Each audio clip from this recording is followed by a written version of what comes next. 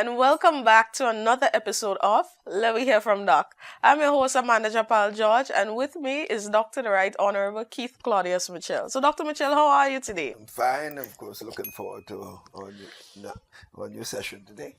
Well, let's just jump right into it. The government plans to borrow over 700 million for the budget. Do you think this is a responsible financial decision?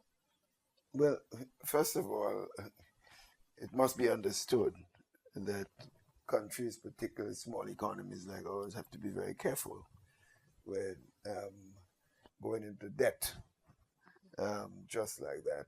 And therefore, just the fact that you have to talk about borrowing over $700 million, basically to support the new budget, is clearly a serious issue that the government itself should be extremely concerned about, because particularly in the context where you may be borrowing from to support recurrent expenditure, and it appears that might be it, because we have not heard about any major capital projects for which this borrowing would be.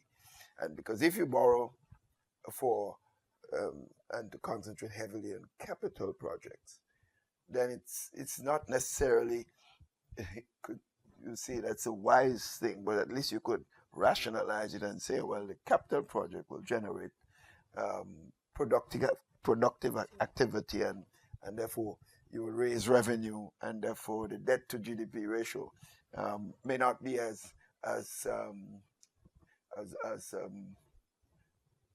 bad as one would project if you're just borrowing and without any productive activity. So clearly the issue of the 700 million plus, which is what they said, over 700. So it could be 8, it could be $9 million is a bit frightening, and I don't think the government itself may have understood what they're saying, because there should have been a lot more explanation as to what this means to the country. So that in itself is a major problem.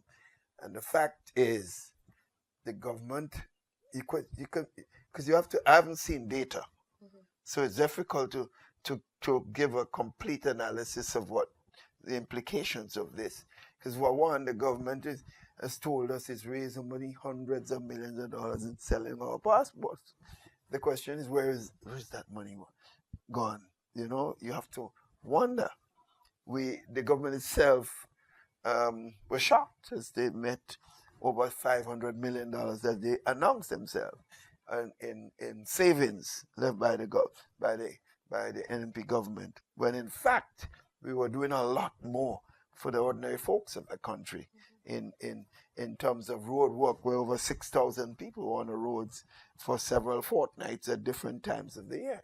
So we were spending more, but we were managing the economy of the country clearly better. So we don't know, and we know, for example, that we invested in CRIF, so that any disaster occurred, like happened on the Beryl, we were able to get over $118 million, and they got that money in addition to what they indicated that we left, and in addition to that, we saw when they invoked the debt. The debt rule that we had when there's a disaster, and I didn't think that was necessary, because we didn't have a major disaster like Ivan. We had a problem in Caracol, so they have not paid debt for a while, which means that the whole debt is compounding over and over and over, which is another major problem. And by the primary balance that we were looking at, which is the monies that we can use when you look at recurrent versus revenue, we are able, of the primary balance was 3.5% of the GDP of the country, which means that it was a tremendous amount of savings were there. We were managing the economy appropriately. They brought it down to 1.5. So the question is, suppose you have a major disaster, then what's going to happen?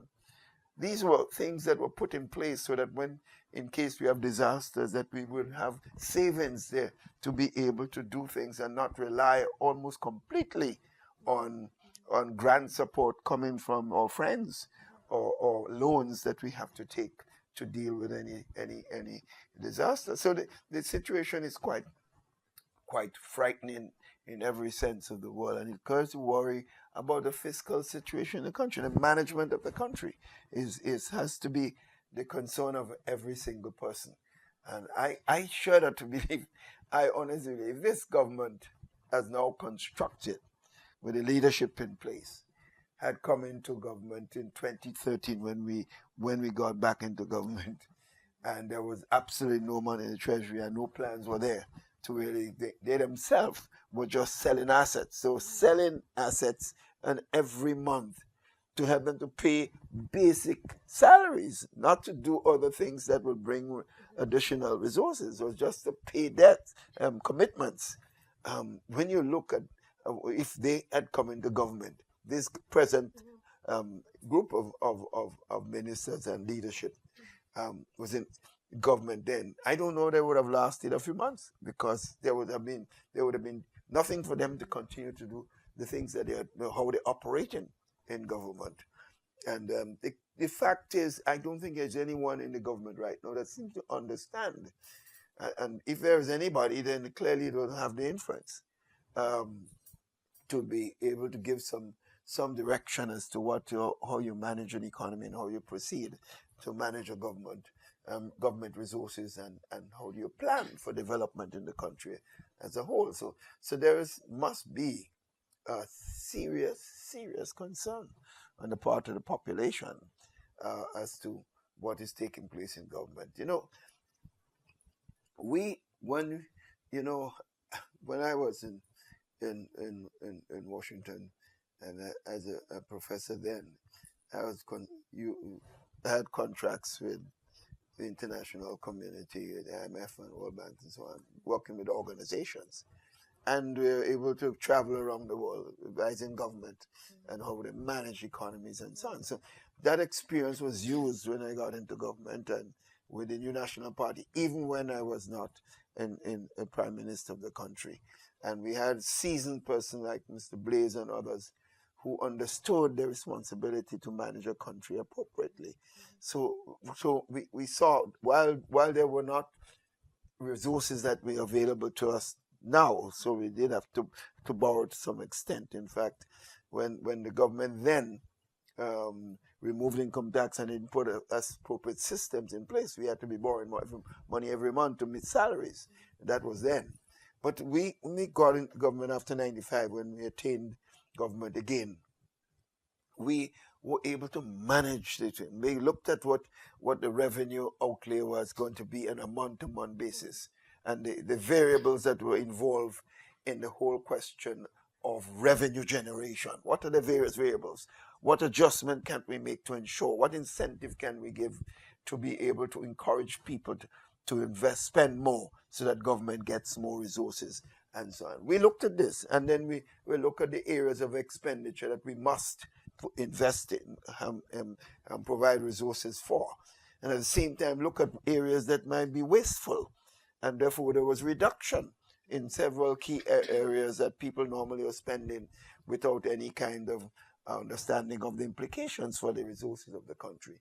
For example, travels.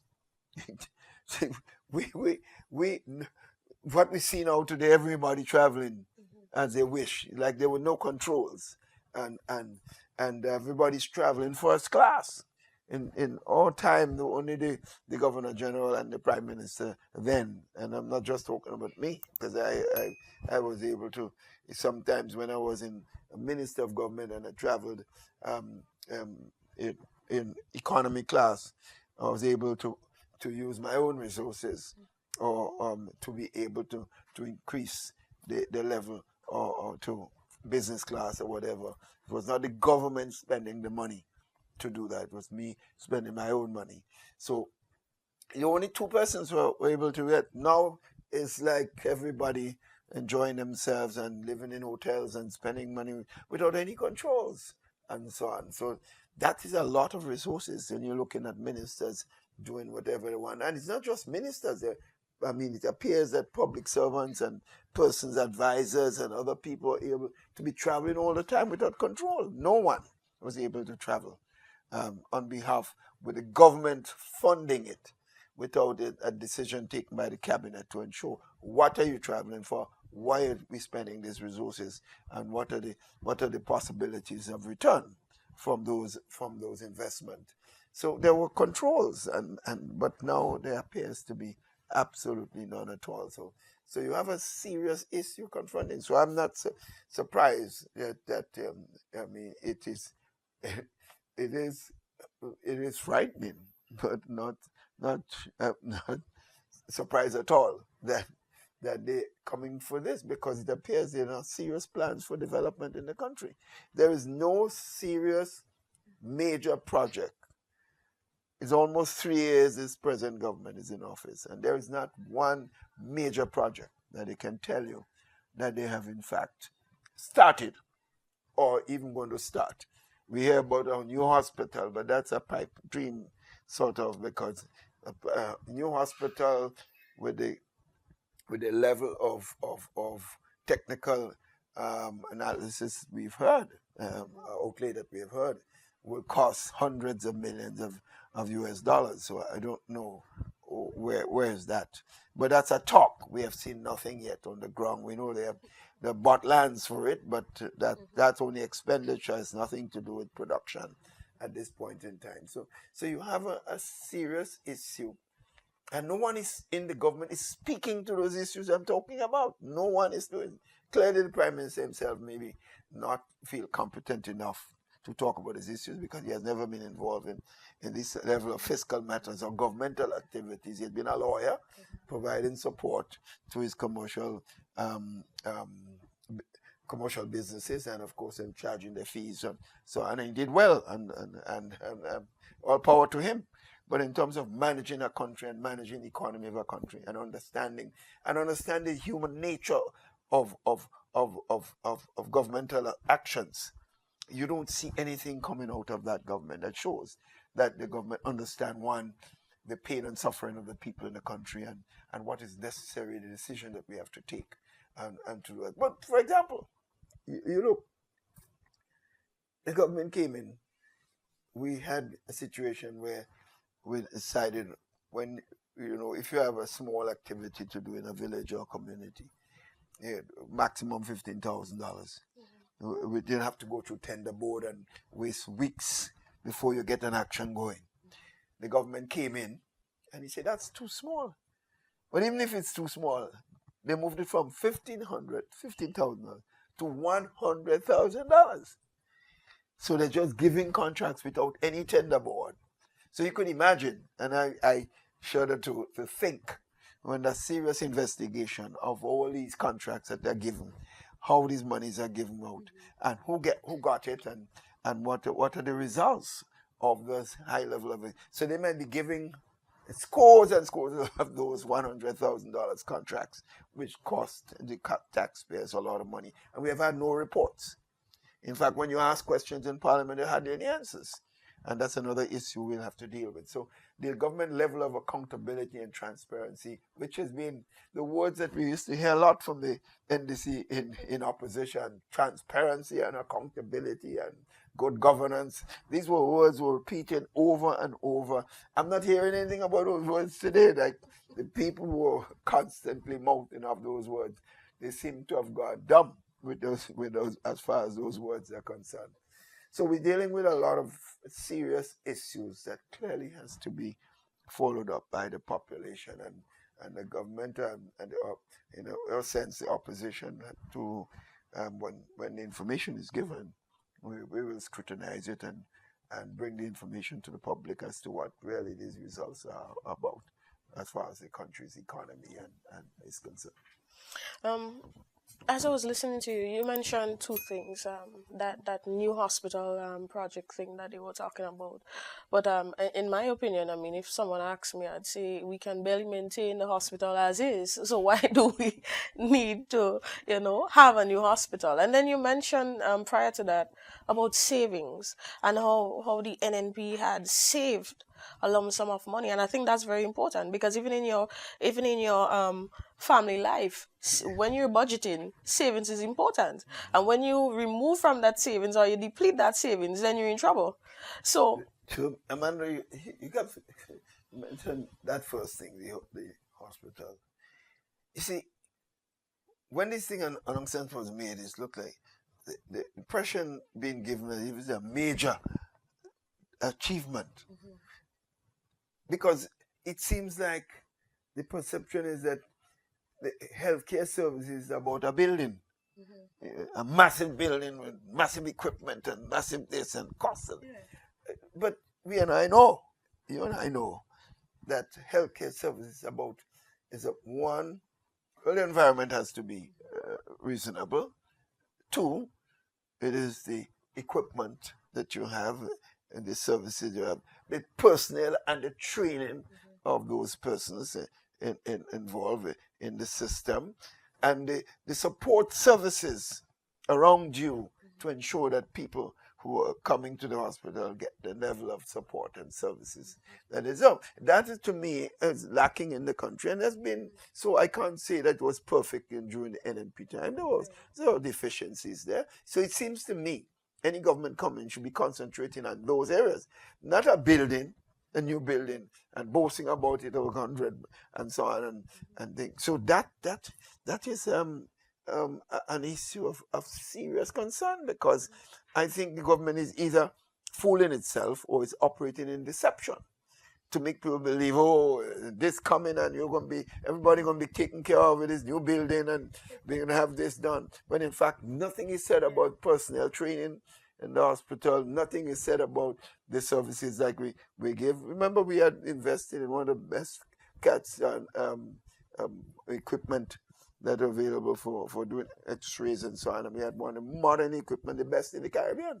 And when we were in government, just before we left government, because we recognized services and providing the equipment necessary for modern assessment of persons' physical situation. So we invested heavily in that particular service. So we are always concerned about the people, and not trying to deceive people or trying to fool them or to make people believe that we're doing some miraculous thing and so on, because we knew we had limitations too. So that is a problem. And when you talk about the issue of the savings, clearly, if you in your own home, you're raising X amount of dollars by either salaries or investment, and you're spending X plus Y amount. But it won't be long before you're going to go and bust it. So clearly that to me is so basic as far as, but you're not hearing this from this government at all, because either they lack the understanding or they're operating on deception, and I believe it might be a combination of both. I was just about to say that it is a combination of both. Even back to the same hospital thing, if you think about it, I remember in 2023 when I had my son, the hospital didn't even have dressing, and there was some persons next to me that couldn't afford their medication, and they said, well, we can't do anything for you, and that was it. And the medications were expensive. So, I mean, it really is a deceptive tactic just to say, hey, we're doing this, so it wouldn't be accomplished within 2 years. So then, therefore, you'd have to vote for us so that we can accomplish that in the next term. So I think it's something to that effect. But let's just move on from that and go back to that savings thing you were talking about, because I think it's very important, right? Because you met an empty treasury, and we often say In this, but 2013. in 2013, and we say this fleetingly, but I think it's very important. You met an empty treasury, but yet, according in their words, they said they met a pregnant treasury when you left. Yes. How were you able to achieve that? And because you mentioned saving, and within that what they had received, you have been saving for this country here so that we wouldn't suffer. So tell us, how were you able to get that empty treasury pregnant? Well, basically, as I explained to somewhat before in a previous question, that you have to look at what brings in revenue. And that's not very difficult. There are variables that do so, and a multivariate situation that you look at, and of course the impact of one activity on another one, what will help to increase the outlay in specific areas of revenue contribution in the country. And you look at this issue overall, and you take vote by vote, issues by issues, variable by variable, and examine each of them. Examine the personnel that are servicing those areas, whether in fact you had the appropriate level of personnel to manage those areas, or whether you had excess amount and so on, or not enough. And because you have, if you want to be successful, you have to have the very optimal personnel to manage those areas. So that was a key factor in examining. So we did that in all the areas of government. So we will have the picture of what brings in revenue, what decisions that you make will in fact may look like you might get more revenue, but in fact, because of the interrelationship of these variables with each other, you have to know that that's going to be the final product. So you have to have an estimate. And by the way, that was my area of research, the multivariate estimation of different issues involving in government or private sector or sports or anything related to that. So you looked at this, and then you look at expenditure. What are your areas of expenditure outside of the recurrent expenditure that you're talking about, that you have to, no matter what, you must have an idea of this. And then you say, well, then what activity can I bring if I have the resources, I have the savings to do it, like the primary balance or the surpluses in recurrent versus expenditure ideas. So you look at this and you say, well, what areas can I reduce in terms of expenditure that will not cost us revenue? And you look at every single area. So the bottom line then, you have after you've done that research, you have a picture of the revenue potential and based on your decision making or your initiative. And you have a decision, you have the expenditure problems that you may have in each of those areas. And you look at revenue minus expenditure, revenue minus expenditure. And hopefully you have savings. That's how you get savings.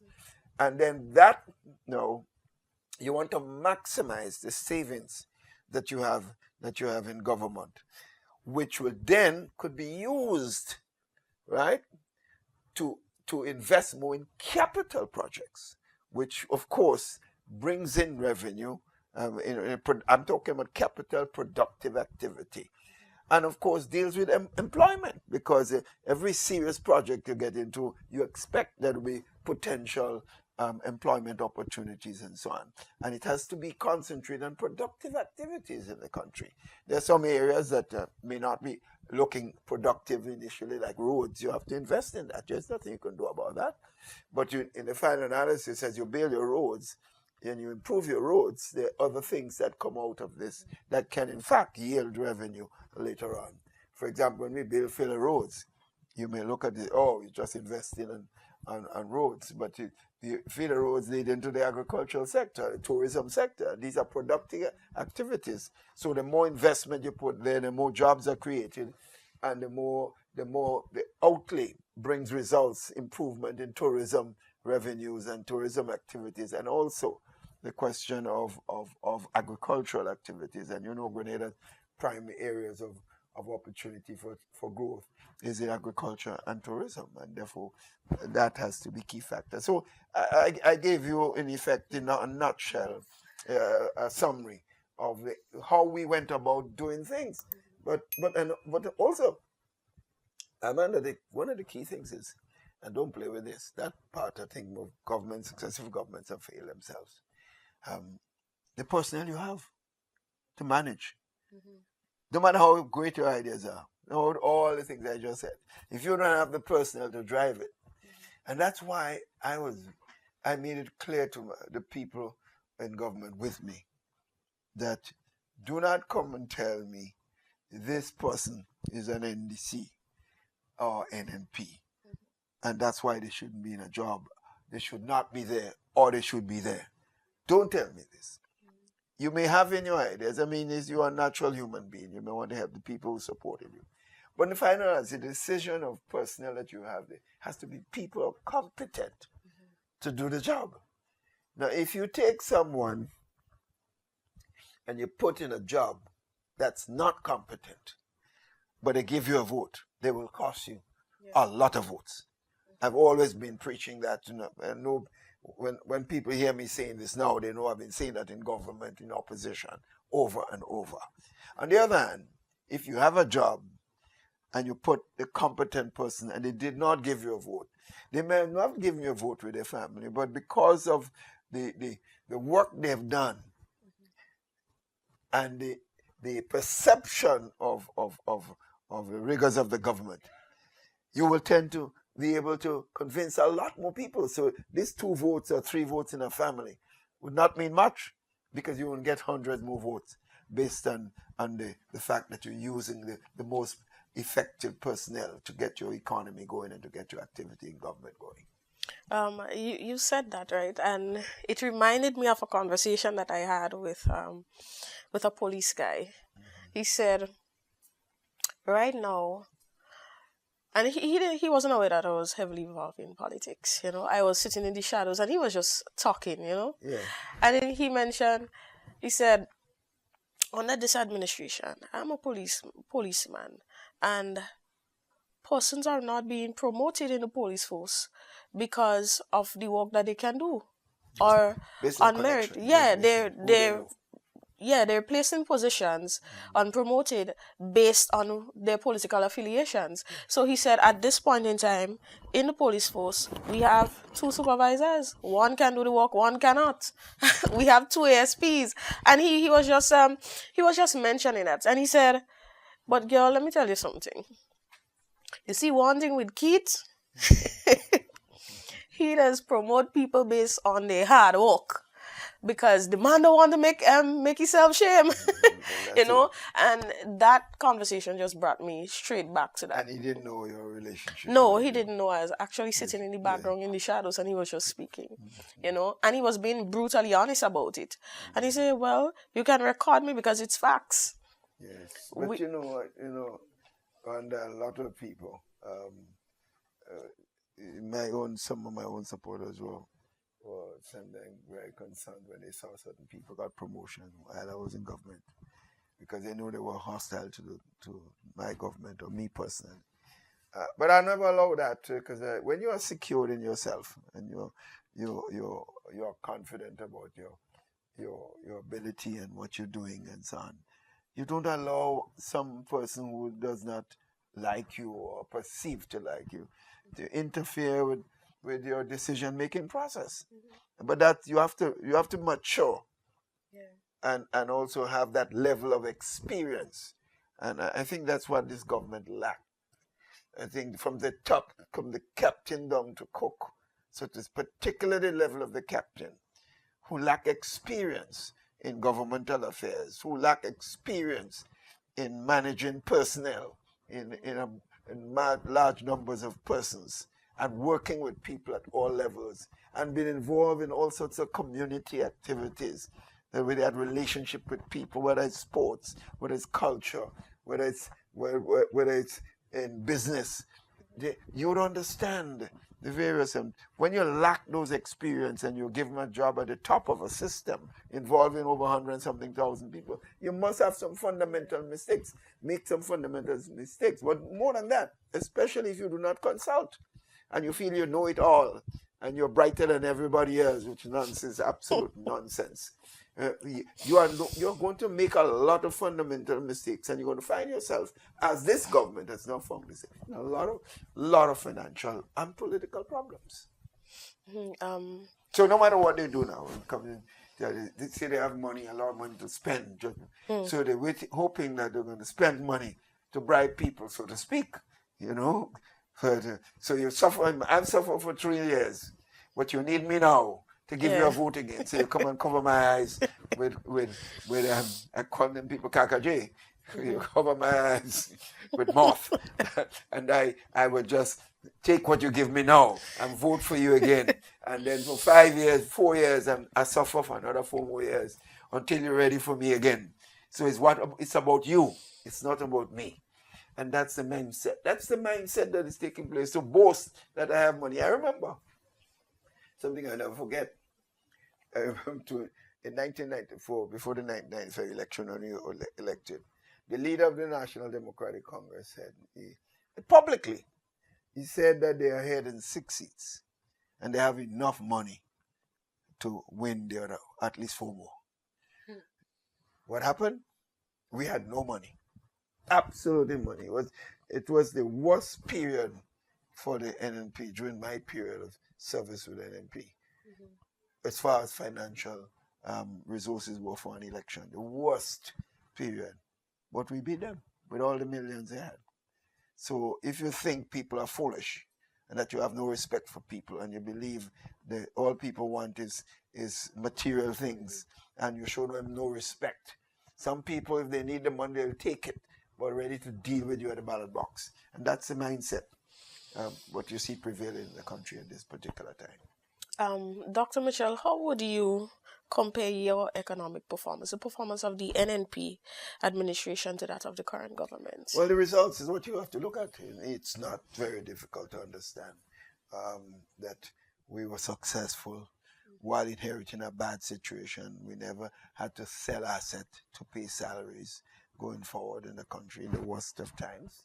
And we respected people. We gave people positions in government based on their ability, not just their political support. And I'm not naive to say that we would not be seriously looking at the people who supported us and so on. In other words, let's suppose we have a specific job, Amanda, that we have 2 competent persons, capable, and one who supported you. I mean, we are human beings.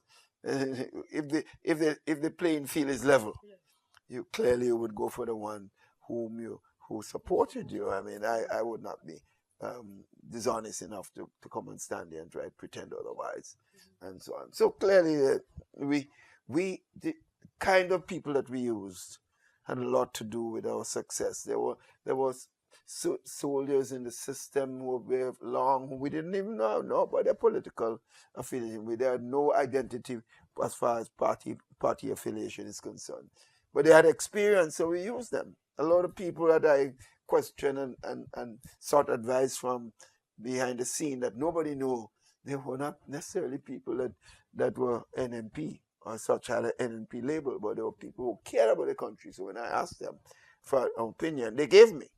No, it's my job. In the final analysis, the decision is going to be left to the government. And in this case, I, as Prime Minister, had a key role to play in the decision.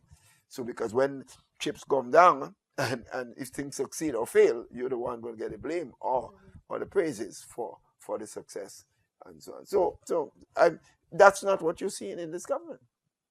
Everybody's enjoying themselves. Everybody's, I mean, the kind of vindictiveness you see prevailing in the country. And people that do services to government, if you are supportive of the government, they pay you, they pay you or even give you advance in the work that you're doing for them.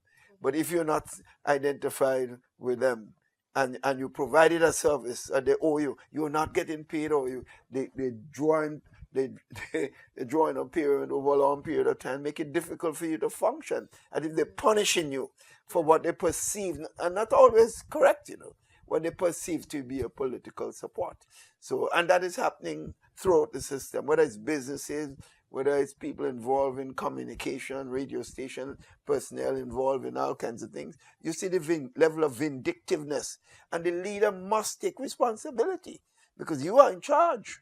And therefore, if people are doing under you issues that are different, you have a right to put a stop to it. And since it's not been put a stop to, one has to assume that you are the leader of that mindset of vindictiveness and hate and spite and so on, which was extremely unfortunate. That's why this government could never succeed in meeting the aspirations of the people, because there's too much spite and hate and vindictiveness and pain.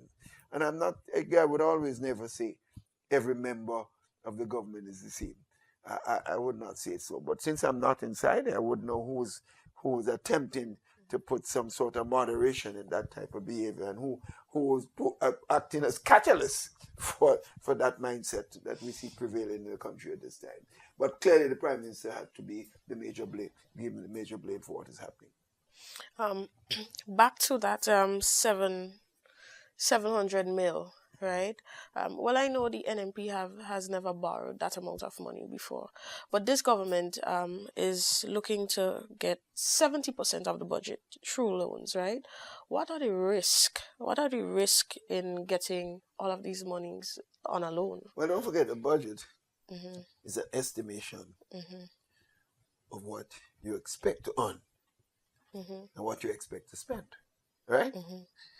So clearly, what they're saying, if you're going to be looking for 700 million, almost half of what of what your overall budget is, in effect, you're almost admitting that you're failing in terms of your ability to raise to support the budget that you're presenting. So how do you present a budget for which you do not have the resources and the expected resources to be able to get the country going? And therefore, how do you expect, if you run a government like this and then you want to borrow $700 million, you have to find ways in which you're going to be able to meet that additional expenditure, um, um, debt that you are creating. And also the question is, how do you able to continue managing the recurrent revenue of the country versus the expenditure? How do you continue to do this? It's to me, it's a very basic question, a standard five-child will be able to answer. I don't understand how the mindset of this government is operating, that it appears that there seem to be no one to put a brakes in that sort of, to me, basic economic activity, economic variable in running a country. Can you explain for Grenada on a whole the role of the Public Accounts Committee and why is it essential for government? Well, the Public Accounts Committee is constructed, it says that the five-member committee, and it should be no member or that a minister of government. They can't, because you can't assess yourselves or to manage your own actions. Others independently so must do so, and that's why they have the leader of the opposition is chairman of such a committee, and only non members who are not having governmental portfolios can certainly. So, but the function is to look at audited accounts of government, given by the Director of Audit and of course the Accountant General's office. So people do not understand. People are asking, why it is that we have not called people in? The fact is, at the present time, you have to be assessing the audit accounts, and we have not yet received the audit accounts for 2019 and 2020. So whenever we meet, it's going to be the period in which the NNP government was in office. It's not going to be the period in which the NDC government. We may be able, by the rules, to institute a call or for a specific explanation of certain things currently taking place, but that's normal. That's not normal. So in other words, most of our action that will be taking place now would be looking at expenses and management of the economy and management of the accounts during NNP time. So we have not reached 2023 yet. So it means that we're going to be probably the next parliament of the country that we'll probably be looking at assessing the performance of the NDC government fiscally and otherwise, as far as accounting for resources and managing the affairs of the country. Well, we're winding down now. Yeah. How will you assess the current new national party, the current state of the new national party? Well, so let's face it, you have a serious change of the guard. And that, of course, is what is expected in any institution, whether it's sports, whether it's business, whether it's academic institutions, and of course, government is the biggest business, whether it's political areas. So clearly, we have to come to terms with what we're seeing as far as the government inability to really satisfy the wishes of the people of the country. There's a lot of concern outside there for inactivity. People don't know. People are asking, well, what's going on in the country? They cannot feel nothing. Your shops in the villages are not seeing any serious activity. The vendors in the market are screaming. They're not getting sales like that they normally used to get. And in other words, the poor people do not have the cash. And who really see how the economy spins in a country? The poor people in the country who are the ones that spend every cent that they have and they make in around the society. So the vendors in the different places, the farmers are not having difficulty really selling their products and making. So the fishermen, the same thing. So you have pain all throughout the entire part of the country, at all areas of the economy of the country. You're feeling that concern and asking, well, what is happening? Because when MP was there, we did not have that. People were still unhappy. They were still claiming they want more, but they felt that they had something going, and you could feel the presence of economic activity as you move around the country. But what you notice now, it's frightening. You're not seeing that, and you add that to the victimization and the vindictiveness and the spite and hate that you see going around, and it is something that runs. So as far as the NMP is concerned, I think the NMP did what it's supposed to have done. It was not perfect. We made mistakes, and that's human. And one good thing is that whenever we made mistakes, we were able to admit it. Because I don't believe in fooling yourself. Because when you think you're deceiving people, they find you out a long time, and it's only when in the ballot box you'll find out what they think, and so on. So we pride ourselves, and I think right now with the change of leadership, I think Sister Pierre has an opportunity now to take the where we were and the NMP success and to take it to another level, because you're not supposed to be at the same level. It's supposed to be at a higher level. And of course, I think the fact that being a woman, which is something I think the country has never seen, a woman taking a party into a general election with a strong possibility of being prime minister of the country. That's the first time. We have had a woman governor general more than one occasion, but we certainly have not had a woman prime minister. So certainly all of us will look forward to doing what we can to ensure. But the leadership bears a task on her hand to show leadership, to show strength, show that she's ready for this job. And I think the budget coming up should give her an opportunity to respond to the government budget. And certainly people like myself will do what we can, and others who have with the experience to give her the support system, because we know that she can present very well. We know that she's capable enough to do the job which is necessary to outshine what is on the other side of the government. We have no doubt about that. And if we had any doubt, we would not have chosen her to be in that position. So I think the prospects look extremely good for the new National Party, and the history has shown, and whenever the NMP gets into government, the people generally have given us 2 and 3 terms. But every time NDC gets there, they got 1 term. I don't see how this trend will change at the next general election, because I am convinced that previous NDC government was bad, but this is the worst I've seen. The leadership in the poorest we have seen going forward, the attitude, there's this like for people is very prevailing, and you could feel it all over. So no amount of propaganda, no amount of Facebook, Instagram, and TikTok can change that perception. And we just have to do. I think the task is on the NNP to get them to do the work, village by village, house by house, community by community, constituency by constituency. Do the work, and I don't think if that work is done, I think the result to me is going to be a tremendous success for the NNP going forward. I agree, and I think it's safe to say that Mrs. Emily Pay had learned from the best. Well, I hope so. I hope that I did my up time of and as I said, I was not perfect, so I don't expect everything Yeah. the former leader did.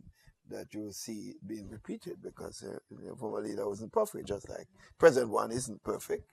And anyone coming after her would have to also do the same thing, adjust, improve on what was being done, but at the same time, they would have to also understand they also would make some mistakes that they would need to be ready to admit and correct and move forward. So that is the challenge going forward. And I'm very excited, and I've kept saying that I'm at peace with the work that we have done and where the country at.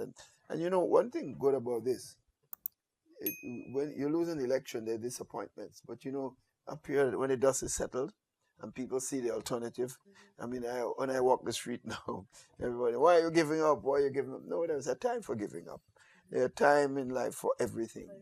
There's a time for being there and being at the helm. There's a time for not being there and not being at the helm. And I'm very comfortable with the period. That's why I can afford to do so. And I expect that very soon Mr. Peel will also be taking over the job of leader of the opposition, which goes with the title of political leader of the new National Party. Well, the NMP has laid the foundation, so right now it's just about building on it. That's all the time we have for today, folks. Just remember to like, share, and subscribe to our channel. Dr. Mitchell, thank you so much. Great. Good as usual. I think we had a very good day. As always. We look forward to the continued work. And I just want to say this, the young people, led by yourself and others, the first time I've seen it that vibrant. And I've been there 40 years. So maybe because we have a woman who's able to get done, motivate the young people, just like yourself, better than I was able to do it. That's good for the party and good for the country. Let's do what we have to do. Show them.